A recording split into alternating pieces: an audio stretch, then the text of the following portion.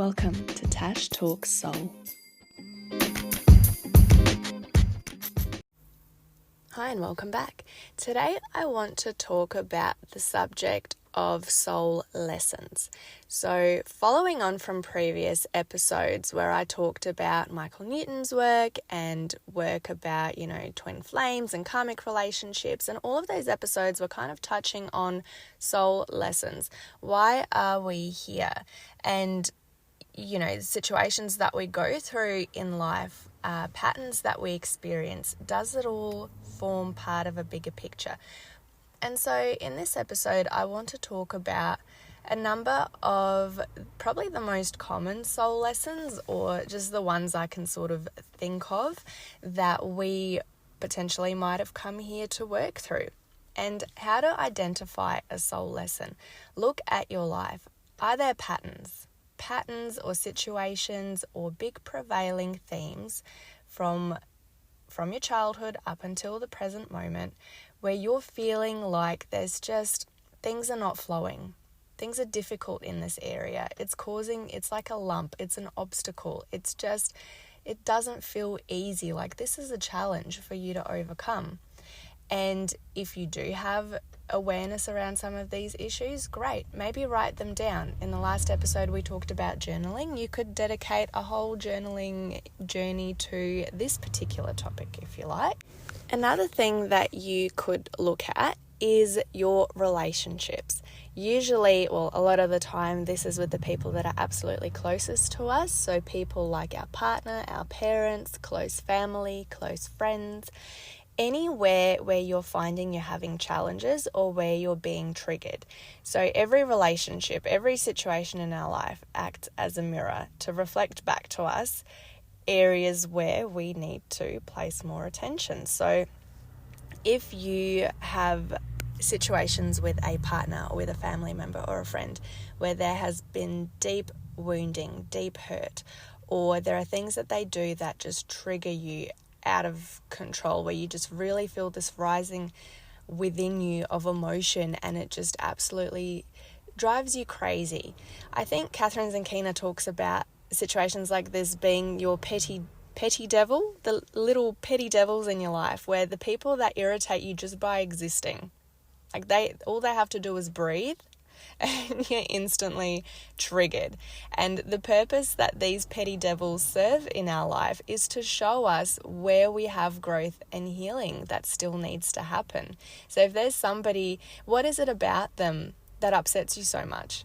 What is it triggering within you? Is there an unhealed part of you that is being reminded of its hurt and pain every time you look at them? Are they behaving in a way that you were never allowed to behave? And so you think, what the hell? This was never allowed for me. How come they're allowed to do that? That's not cool. That's not fair. And then you end up being upset with them for that reason. Or perhaps you are upset with them because they are displaying qualities that you actually have within yourself, but that you work your hardest to repress. And because you're working so hard to repress it and keep it from your awareness within yourself, how dare they live so flamboyantly out these imperfections that you're trying so hard not to see, and they are forcing them into your awareness. So that can upset us as well. So any situation where you have a petty devil like that in your life, have a look at them and really dig deep. What is it about them that is so triggering for you? And particularly, is there any elements within them that you actually see within yourself that need to be healed within you? And additionally, is there any situations in your life where you are blaming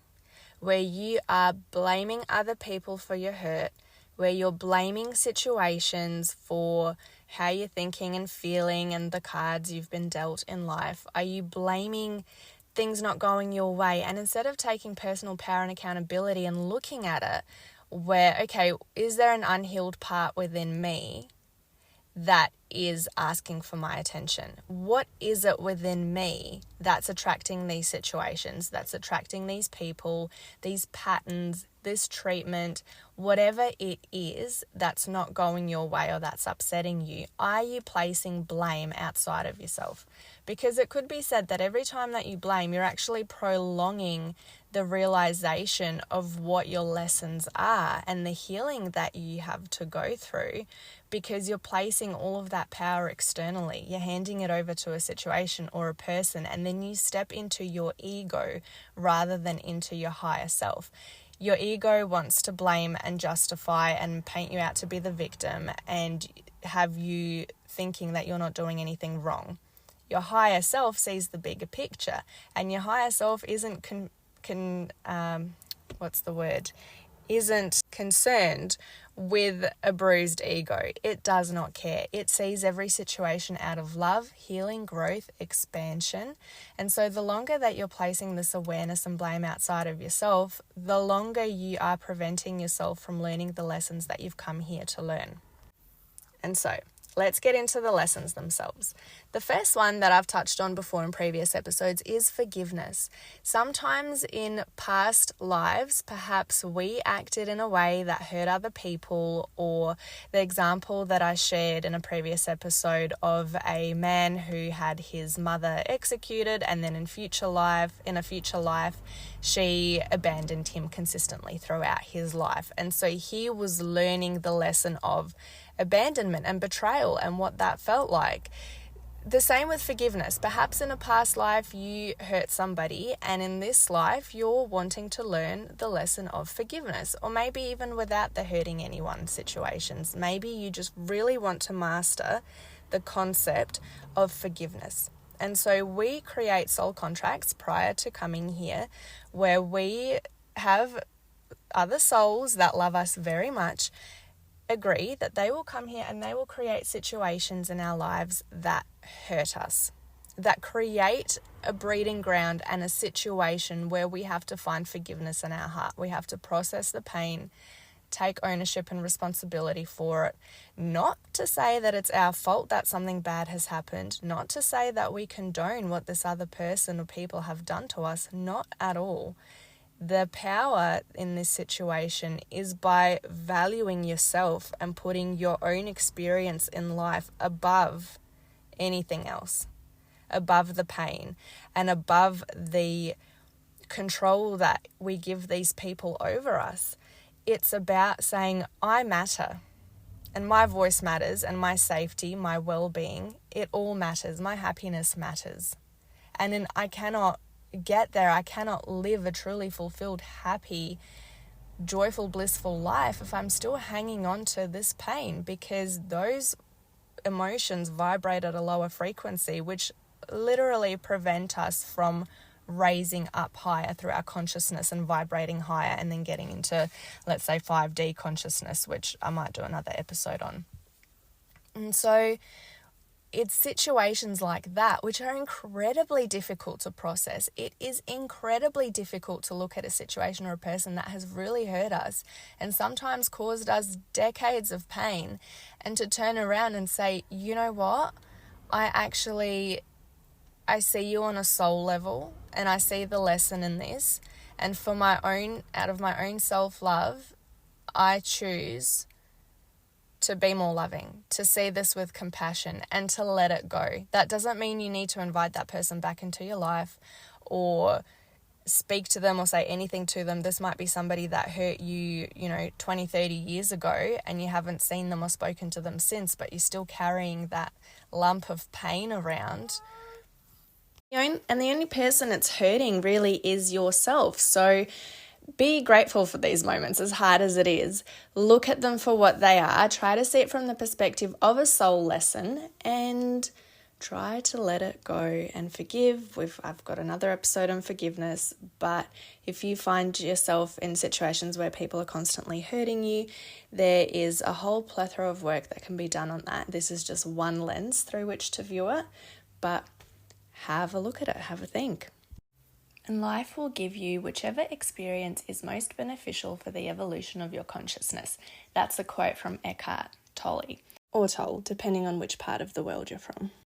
And the thing with life lessons, soul lessons, it's not as though this is something that we need to try and learn, something that we need to pursue and analyze. We will naturally, effortlessly attract situations into our lives that will teach us the lessons that we've already chosen to learn prior to incarnating. And we may well have more than one. So I don't think that we have a whole heap. I don't think we have 10 life lessons or anything like that. But I think when we incarnate, we have a primary one. Or rather, maybe not just one primary, but maybe a handful of primary lessons. And then once you have evolved to a point where you are approaching wholeness, then the secondary lessons kick in. So little additional bonus quests that can help fill out our lives and bring us closer to a place of wholeness. And when I say wholeness, I mean we come from source and we are the experiencing itself in human form. And wholeness is a state of getting to a place where everything is in balance. And an example of that I read was that not all souls are created equal. So naturally, some have some strengths, not others. For example, one soul may have energetic qualities of being quite dynamic, quite, go-getter, full of energy, full of zest, and they're always go, go, go. But being that way may mean that this particular soul doesn't have a lot of patience. And so in order to become more whole and more balanced and well-rounded, that soul will need to come into life and learn the lessons of patience. And so as you go through life, this becomes an energetic quality that you start to integrate into yourself on a soul level. And all the lives that we will have a process of energetically integrating these qualities into ourselves to bring us to a place of more well-roundedness and more wholeness. And so the experiences that you attract in your lifetimes are designed to teach you these themes and change you very slightly on the level of yourself, of your soul energetically, to bring you closer to wholeness. And it may well take you multiple lifetimes to integrate a particular energy, and you will just keep going and keep attracting lessons until you get to a place where you've more or less done that. Another very common lesson is surrender, and I can personally put my hand up and say that this is one that I have been learning. So surrender, what does that mean? I see that as just going with the flow of life. I know in previous episodes I've talked about having a white-knuckled grip on situations and just not being able to let go and trust. Just relax into a place of trust and knowing and faith that nothing is wrong. Everything is going exactly as it should. It's about having that gift of acceptance of the things that we cannot change, having the courage to change the things that we can, and knowing and having the wisdom to know the difference. And it's about learning to surrender control. So if you live a life where you try to feel as though you're in control every step of the way, and that shows up in how you show up in your work, in your relationships, if you try to control your relationships or make projects out of other people, or being very invested or attached to other people's choices, the way they're living their life, feeling like it's your responsibility to help them go a certain direction or a certain way in life, that is a lesson in surrender. Let people go. Let them make their mistakes and live their lives. And I've had so many conversations, even in the last week, with people who are particularly parents who are having trouble surrendering their children's situations and letting them go and trusting their children to be adults and to manage their lives. But that's in itself a lesson in surrender, because how difficult it must be to watch your child go through something and you can see the situation clearly, but your child cannot. And you just have to surrender, to God's will and let them come to their conclusions themselves. Being in a lesson of surrender, it's to be guided to let go of situations that you cannot control in other people's lives, even if you can see that the other person is in pain or they're self-sabotaging. You can see those mistakes, quote unquote mistakes, playing out in front of your very eyes, but you just have to learn to live and let live. So that's, maybe in past lives you were somebody who was in a position of authority or control and, being a high status individual in society, calling the shots. Or maybe on the flip side, you've been somebody who maybe hasn't been very comfortable accepting the role of the universe or the divine or surrendering to a greater power. You've perhaps felt that all your power is within yourself. And I guess the argument is, I digress, to an extent it is. We are the divine. We're a human expression of the divine. But if you focus on this 3D world that we're in, and needing to control that because of fear, if you surrender that control, then chaos will ensue and then you just don't know how to process that. It would be a lesson in surrender to let go and accept the role of the universe and the divine, and to allow yourself to be guided by something else, to let go of that white-knuckled grip and relax into a bit of flow and trust and faith. It's a lesson in detachment too, I'm not saying not to care about what happens in your life, but understand and accept that life is going to flow the way that it flows. Situations will happen, and you cannot be so attached, so cripplingly attached to outcomes that it derails your whole life or your enjoyment of your life or how you show up in your day to day. You've just got to let it go. You've got to accept people as they are, accept situations as they are, accept dynamics as they are, and just know that everything is playing out exactly how it should be. Even if it's hurting, even if it's painful, that's okay. There's lessons to be learnt there. Maybe not huge primary life lessons, but certainly little lessons that slightly change and tweak your character, which slowly over time build you up to be who you came here to be. It's those little things that are such a gift. And if you resist it, you cannot go with the flow. So don't resist the changes that happen in your life or difficult situations. Try to lean into them, embrace them. And if you lean into it and embrace it, honestly, it's over a lot faster, because if you build up this wall in your head to fight against it, you're just going to suffer for longer than just accepting things for what they are, looking at the silver lining and just going with it. Another lesson that I see come up a lot is the lesson of moderation. So learning how much is enough, and especially being in a physical 3D body and with all of these temptations around us, be it food or alcohol or sexual vices or even patterns in emotions, behavior, thinking, overindulging in any particular thing to the extreme. So learning to come into balance with all of these things that are available to us in a physical 3D body. Learning, I guess, to check in with yourself, to ground within yourself, and to bring yourself into an equilibrium where you know where you're pushing yourself too far one way or the other.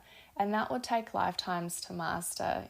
When is enough, how to become more balanced, more, I want to say disciplined, but maybe it's not even discipline. It's like this just inner knowing. You don't have to force it. You just know for yourself, that extreme is too much for me that way, and the extreme this way is too much for me too, and to bring yourself into a balanced state. Getting out of a feast or famine mindset, or having addictions, or coming into close contact with people who themselves have an addiction. So if that's a theme in your life, maybe you need to have a look at, are you working too hard, caring too much, pushing too hard? When you do something, do you go all out? Are you swinging from one extreme to the other, where you're going either all in or all out? There's no kind of balance, whether it's do you have either no money or you come into money easily and then you quickly spend it, so you're kind of swaying from one extreme to the next, or do you love people too much or not enough, or do you give too much or do you not give at all, do you work too hard or not enough, are you all or nothing, do you need to work on being and showing up in a more consistent or steady way. So rather than throwing yourself into whatever you do, even unhealthy, I'm talking about everything in general with what I'm saying now, but, this shows up with substances and other, addictive things where it's all in. There's no kind of filter that maybe cautions. It's such a sensitive topic. I don't want to kind of overgeneralize and say something and then think back and think, you know what, that actually doesn't really apply in this situation or that situation. So I probably won't go down that train of thought, other than to say maybe if you are experiencing addiction or are close to people that are, and I'm talking about unhealthy addiction like drugs or gambling or things that are really messing up your life, seek help for it. Maybe also analyze where else in your life are you going all in, all or nothing, and is there a way to taper the lengths that you go to, the extremes that you go to kind of bring it back into more of an equilibrium, and know that from a soul perspective, maybe it will take a couple of lifetimes to get that balance really right.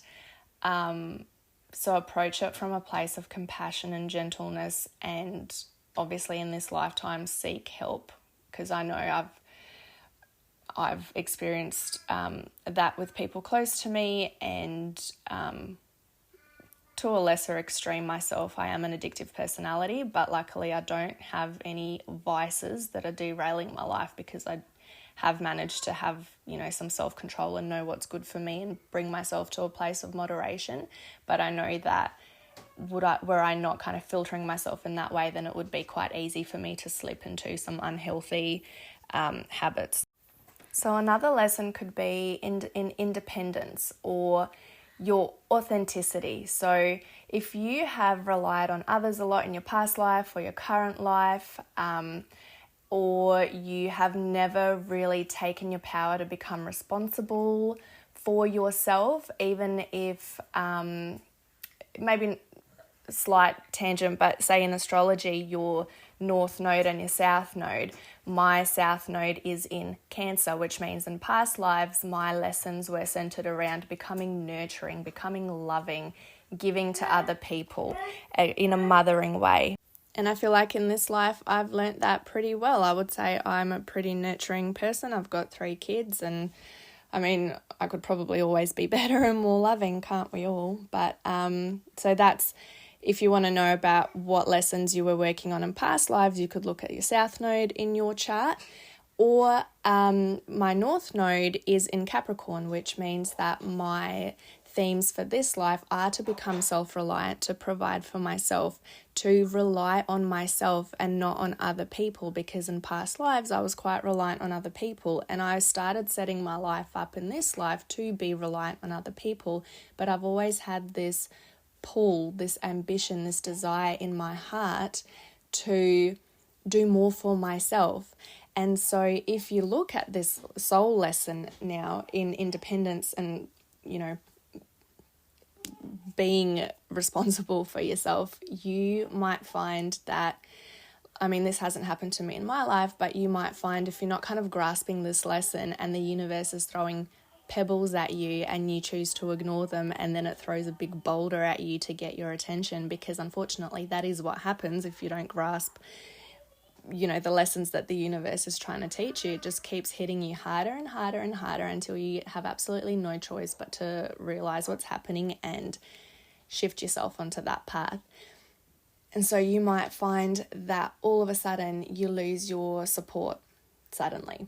All of a sudden, maybe your partner just leaves you and all of a sudden you're left on your own with no way to figure it out. Or maybe, touch wood, people pass away and you're left all alone, or you're abandoned in whatever way. However life has a million different ways of teaching us or lessons and getting us into situations, but you may find yourself all of a sudden in a position where the support you thought you had is no longer there.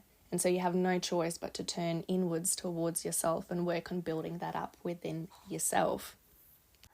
And then this could also be talking about becoming responsible for yourself emotionally as well. This has been a lesson for me. So I've always handed my independence over to the people that were closest to me, like my parents or my partner, where I felt like I couldn't really make big decisions without their approval or without permission, and my freedom and independence of my mind, of my soul, of my energy, that was always ultimately in the hands of somebody else, because I just, through nobody's fault, it's just how I structured my life. I wasn't making my own choices and decisions independent of anybody else having any sort of sway over them. I think maybe I didn't feel confident enough to make big calls without a safety net, without somebody else to okay it, to approve it.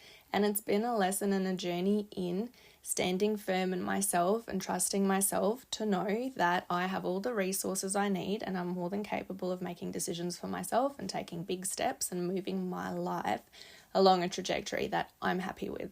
Even if everybody else around me disagrees and thinks I'm crazy, ultimately this is about my journey. And so I have been in small steps accumulating over the course of my life to build that confidence and that courage and that backbone, that solid core of who I am, to be able to move through life independently under my own influence and nobody else's.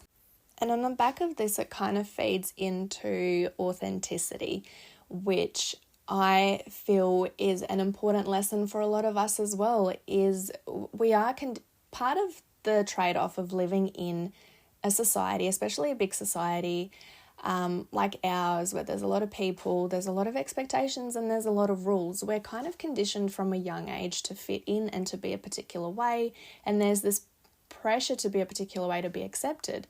Now, biologically, we are, as a species, it becomes ingrained in us that we have to fit in into society, because if we do not fit in, then we are cast out from the collective, and we are a social species. We are not designed really to survive on our own. We are designed to thrive as part of a group. And so if you're ostracized from the group, then your chances of survival decrease dramatically. You can't be everything. You know, in this day and age, it's a lot easier to do that, because the way that we have developed is that you can go out and provide for yourself and put a roof over your head and get food in your belly and, you know, meet all your needs and go through life. And it's more than possible to go through life without being part of a group, even though it may well have negative impacts on your mental health and your emotional health, but it's possible, right? Back in the day when we were cavemen, it would be a lot harder to survive if it was just you on your own and you had to go kill a mammoth by yourself and, you know, manage looking for a cave by yourself, hunting, gathering by yourself. It would be a lot harder. So in our deep part of our brain that is concerned with survival, being ostracized from a group is scary. It equals death, right? That's why we're so afraid of rejection, because there's that part of our brain from prehistoric times that says, if I get rejected and if I get cast out from the group for not fitting in, that equals death. That's why we freak out so much.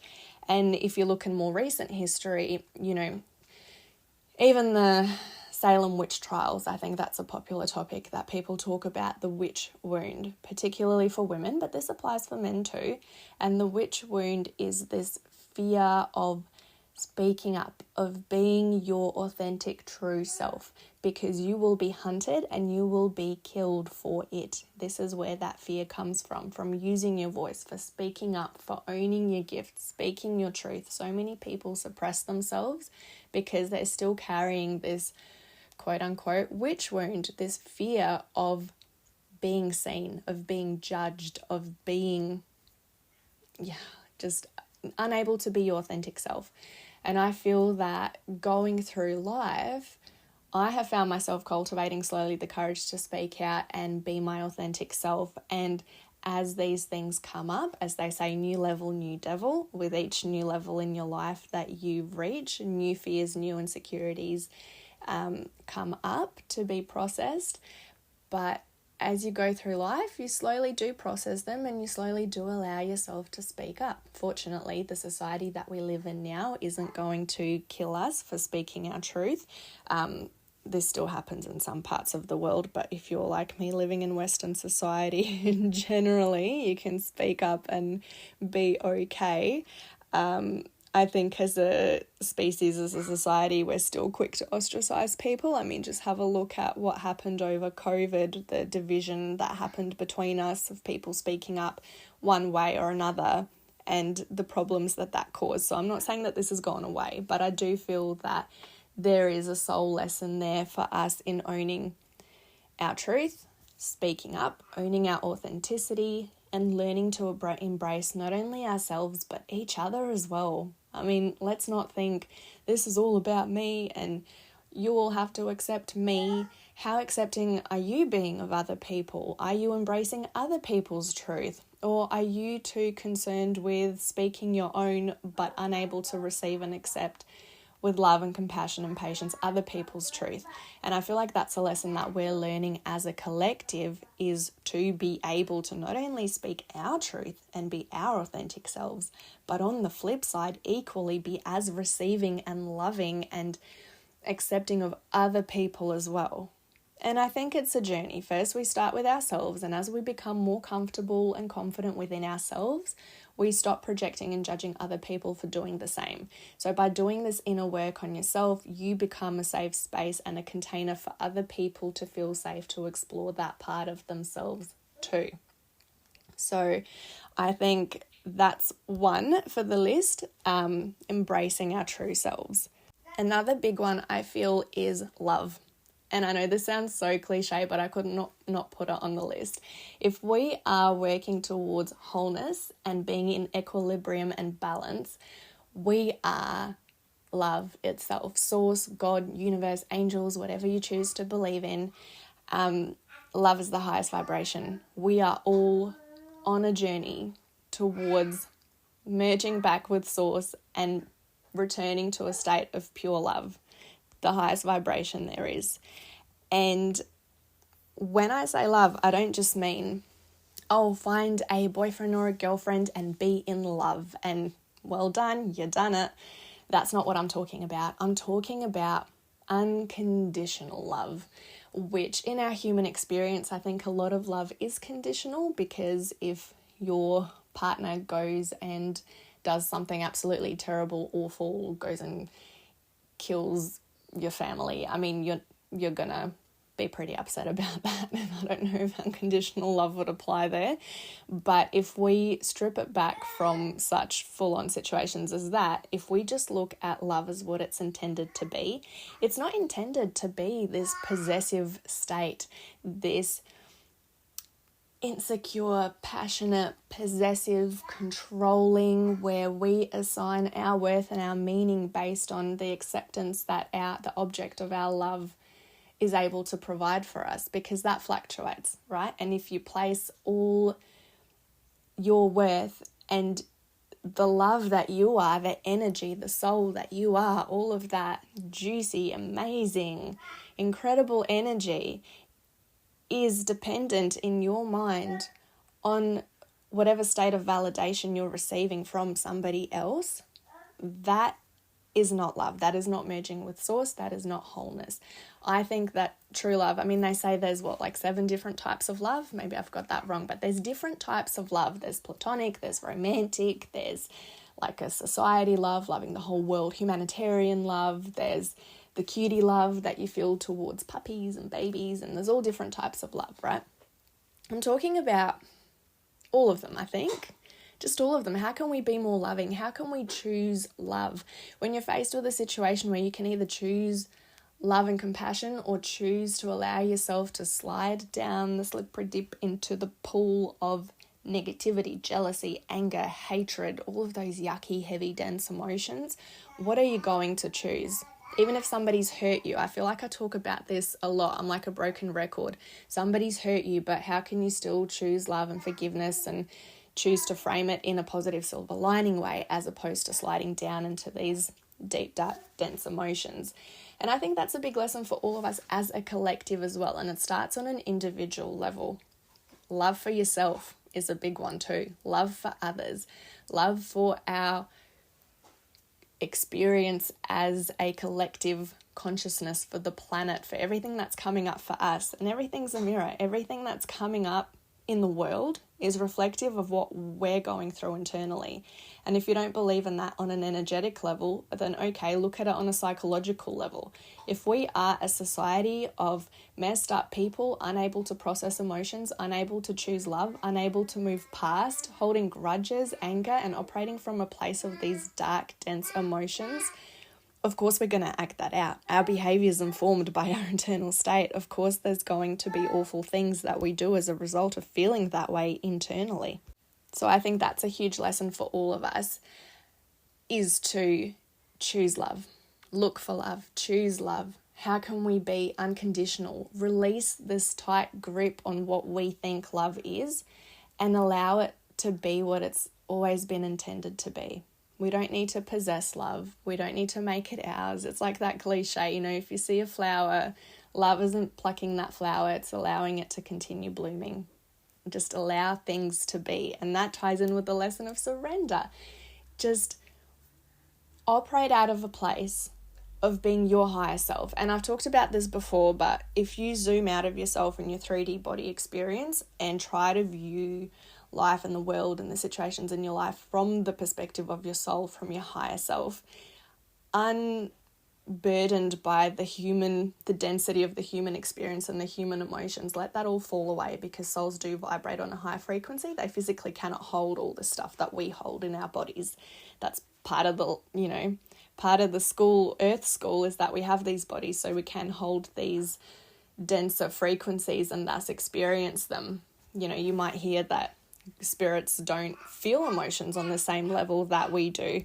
They don't feel, jealousy and anger, and that often spirits, when people talk to people that have passed, they say, oh, they're not mad about that, they're fine. They're that they cannot hold those emotions. I mean, that opens up a whole other conversations about angry spirits, but anyway, we'll leave that for another time. But bringing it back to this, love, choose love. How can you just allow things to be and detach? That's that lesson of detachment. Detach, surrender, and just let things be. Let them swim in love. And the more you can do that for yourself, the more you shift your thinking, the more you start to impact the people around you. And my hope is eventually, as a collective, we can all operate from that place, and then our behavior will be informed by our internal state, which will be shifted to a much more positive, loving place. And probably the last one that I want to touch on for this episode, because I think this is going to be quite a long one, there might need to be a part 2, is, I don't even know what to call this, but transmutation, alchemy, exploring the principles of energy, of this quantum, metaphysical, energetic universe through our physical 3D bodies. Now, in one of Michael Newton's books, I can't remember which one now, so my apologies, I read that between lives, our souls can go into different types of classrooms. We might get sent to another world, another planet, and we create it. So using the matter and the energy in the universe, we build whole planets, whole worlds.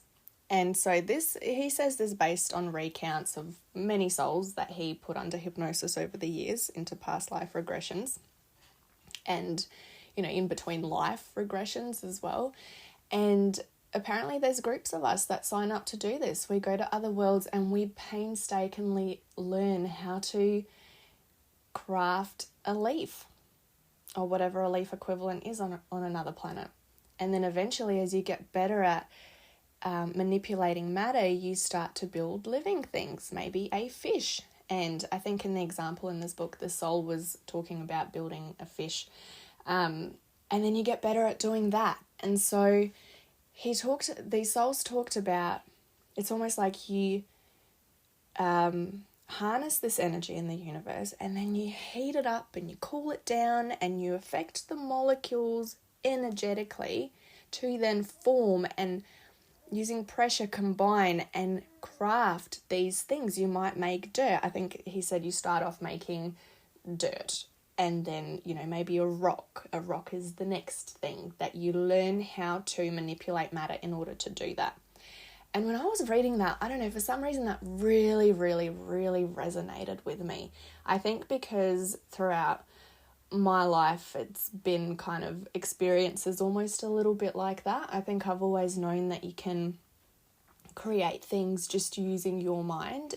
You look at things like, I don't know, people do rituals and Wicca and meditation and spells, and there's these different ways that people, achieve getting their intention out in the world. But it's like, I've always felt as though don't come for me. I said what I said. I'm about to say it.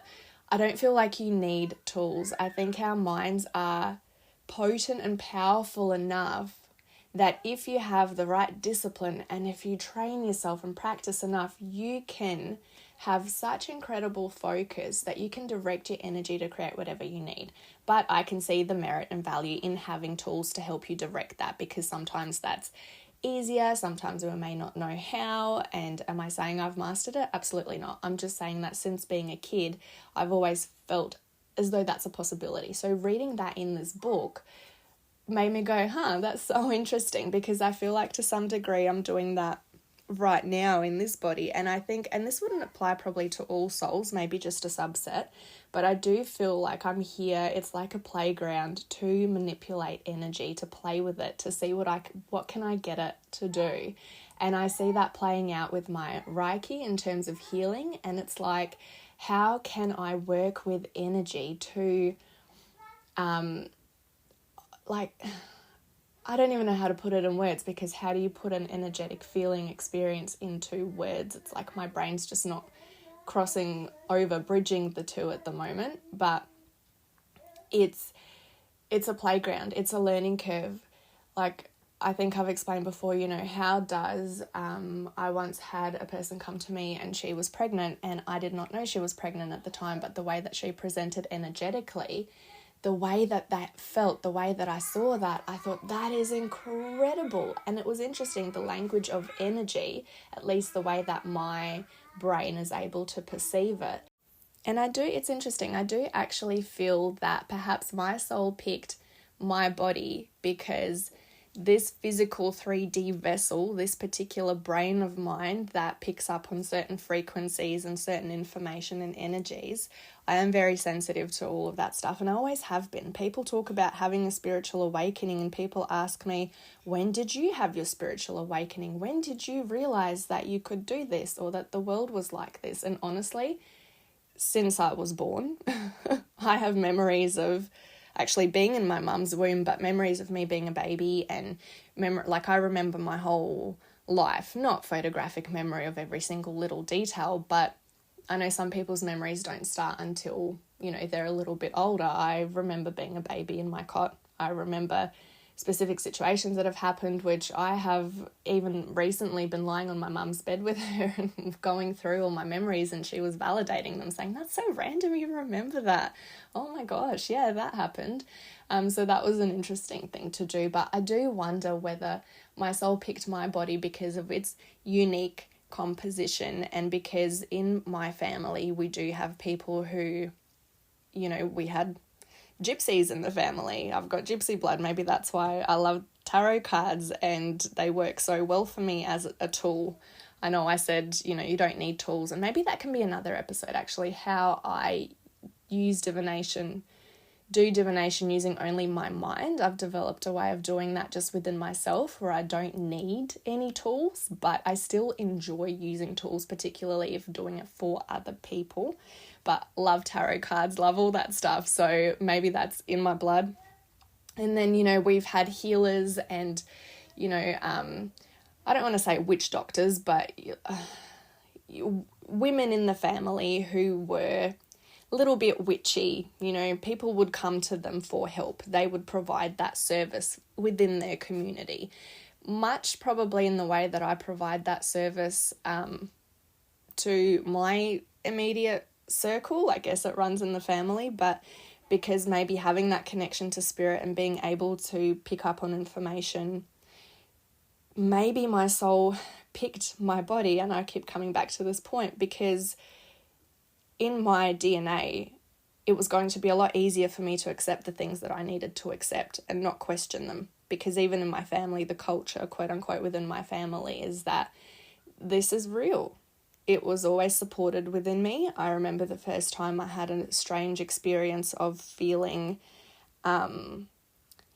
beings passing through me. It was like emerging with another world, and I could feel that world for a span of maybe 5-10 minutes. I could feel myself being part of another world. Like I was here, but I was also there, like a parallel universe at the same time. And I could feel the beings, the people, the things in that parallel universe moving through me. And it felt kind of like moving through water really, really quick. And that used to happen to me a bit as a kid. And I remember the first time that happened, I went to my grandma and I said, oh my gosh, something's wrong. I'm lying there and I can feel this sensation on my body. And she listened to me and she said, yeah. She said, that's fine. She says, this isn't the only world that we have. There's all these other worlds, and sometimes they cross over and we can see it and feel it. And she said, when I was a little girl, that used to happen to me too. But she said, I promise you, as you get older, you'll grow out of it and it will stop happening. She said, it's nothing to be scared of. Don't worry. When it happens, just let it happen. Eventually it will stop and you'll be fine. And that was my experience. Every time I'd have these crazy spiritual, energetic situations come up, it was just so calmly dealt with. It was validated. And I was never made to feel that I should be ashamed or like I should suppress it or that it was scary or that I was crazy, and nothing like that. Everything was explained and I felt really safe in being that version of myself. And as I've grown up, sure, some things have started happening less, but then I've unlocked other parts of myself that are happening more. So maybe because of that particular unique situation of both my genetic composition and also the family environment, I was able to have a running start in what I'm meant to do in my life because I wasn't going to question it. I didn't have to waste time remembering, although I'm still remembering. All of us are born with that amnesia of these spiritual worlds and, concepts. We do have to kind of re-remember them as we go through life, and I'm still doing that. But I do think that our souls pick our bodies, like in the episode about a journey of souls that I recorded earlier previously. I think our souls do pick our bodies based on the lessons that we have come here to learn, or our soul's mission and Akashic records, which I actually personally don't know that much about. I did access mine once, but I don't know if I did it correctly. I've never been trained, and that's a whole other can of fish, but maybe I'll get somebody else to speak on that, somebody who's a lot more across it than I am. But we pick our bodies and our situations based on what our souls would like to learn. And I honestly do believe that in my instance, particularly with the spiritual stuff, my soul picked me because of my brain's ability to pick up on frequencies and energies and see spirits and process that world, and also because of the emotional support I've had through my family in accepting this and embracing my gifts rather than being afraid and running from them. The way that energy worked and communicated with me was just amazing. And so I feel that a certain subset of souls are here to learn how to work with energy and transmute it and alchemize certain things through the physical body. So if this is true and our souls go and create whole other planets and we can do that in our ethereal energetic form, I wonder if some of us come here to learn how to do that via a 3D body. And wouldn't that be an interesting experiment if you were a celestial being and you thought, I wonder what I could do? Would it be different? Could I do more? Could I do less? Would it just be of a different flavor. What could I do with all this energy that's swirling around us? How could I direct it while operating within a 3D body, within the frequencies that are available to me in this state? And so this might be applicable to people who gravitate towards energy healing, Reiki practitioners, even if you're really drawn to meditation. I mean, manifestation.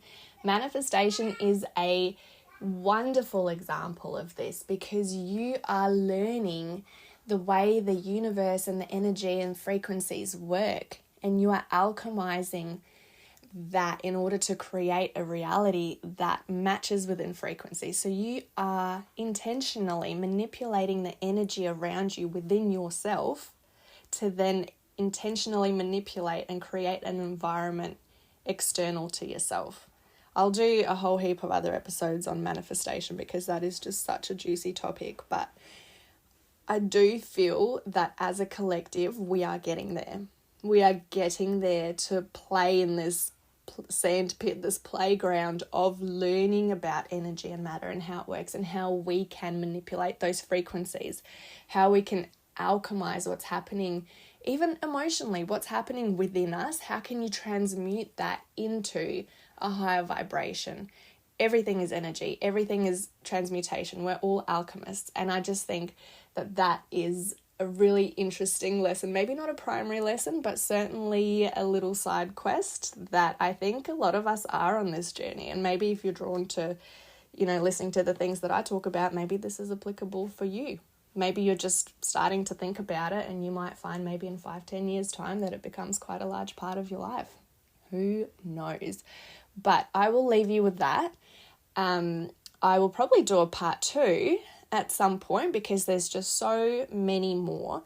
But thank you for bearing with my verbal exploration of these themes. I know there wasn't much structure to this, and if you could hear my kids playing in the background, thank you for your patience with that too. Hope you have a wonderful day. Bye.